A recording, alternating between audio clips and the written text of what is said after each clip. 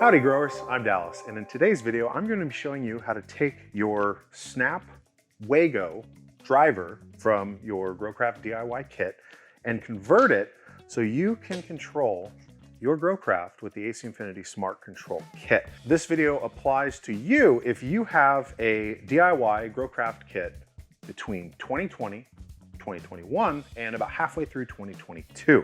You either have these little inline connectors or these orange Wago connectors, and we are going to be replacing them with the push lock connector. It's really just one step that we need to go through, and that is just taking your dim lead, taking the Wagos or the snap connectors off, and installing this female M16 push lock connector.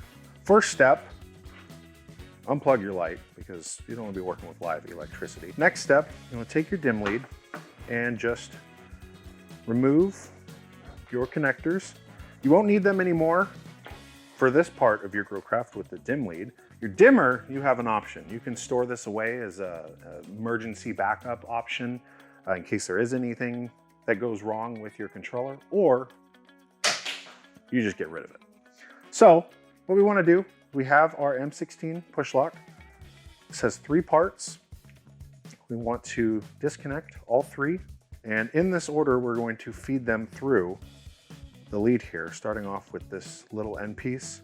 You want to make the narrower part push through first and just let that slide through. Next is just the main plastic housing. You're going to push this through, and then we have your head of the push lock. You'll see these connectors have little screws here. You are going to want to unscrew them with a small Phillips or flathead screwdriver.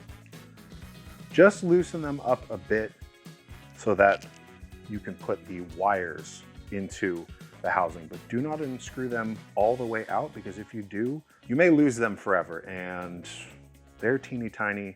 Good luck finding them, and if you don't have a screw in there, you're going to have issues keeping a nice snug connection on your wire. So just be careful with that. So now that I have the screws loosened, I'm actually going to take this one and just do a little bit.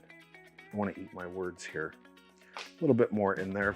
In all reality, you are probably using this to control an X3 500, an X4, X5, or X6 600, or an X6 1000 watt, because this controller only works fully with these models. If you have a lower wattage GrowCraft, you won't be able to dim down all the way, but we cover that stuff in another video. But going back to threading, taking a look at the polarity of these 2 wires, you can see on the driver, and as I mentioned, they are the same. Blue is always going to be your positive, white is always going to be your negative. And on the push lock head, you'll see a 1 and a 2 on the front side. That 1 is going to be your positive, so that's where you're going to thread the blue in. 2 is your negative, that's where the white goes. So, track my 1, slide blue in there, slide white in there. And since these screws are not tightened yet, you want to make sure, just keep a finger on just so it doesn't slide off, because if you let go, it'll just fall off. And then you got to do it all over again. 1 is blue, 2 is white. And then just take your screwdriver and tighten down the screws so those wires are nice and snug, have a good connection to send dim signals. Once you have the wires tightened, do a little tug test, just a little pull. I'm not using Hulk strength here, trying to rip it off, but if you're getting that resistance there, you know you have a good connection. You know that it's going to be on there nice and good. So now you want to take your centerpiece of the push lock, and I'll do this again. It's an important tip here. When you are screwing on these threads here, you want to make sure you're rotating the center housing and not the head where the wires are, because if you twist that, you can see you're going to twist up your wires and potentially lose that connection. Those wires can come out, and you have to go back and do steps over again. So screw that housing there. So it's nice and snug, and then take that end piece, finish it off, and now it is completely nice and snug. You're good to go.